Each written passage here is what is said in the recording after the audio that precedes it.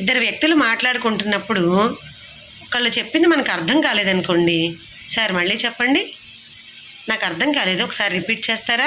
ఇలా మనం తెలుగులో రకరకాలుగా అడుగుతాం కదా, ఇంగ్లీష్లో కూడా అడగచ్చు. సో ఆ వేస్ ఏంటో ఒకసారి చూద్దాం. ఏదైనా మళ్ళీ చెప్పండి అని అర్థం అండి, నాకు అర్థం కాలేదు, మళ్ళీ చెప్పండి, వినపడలేదు, ఇంకోసారి రిపీట్ చేయండి అని అర్థం. సో ఒక 10 వేస్ ఉన్నాయి, చూద్దాం. Could you say that again? Excuse me, I don't catch that. Please say that one more time. What was that? Sorry, I missed that. Can you repeat that please?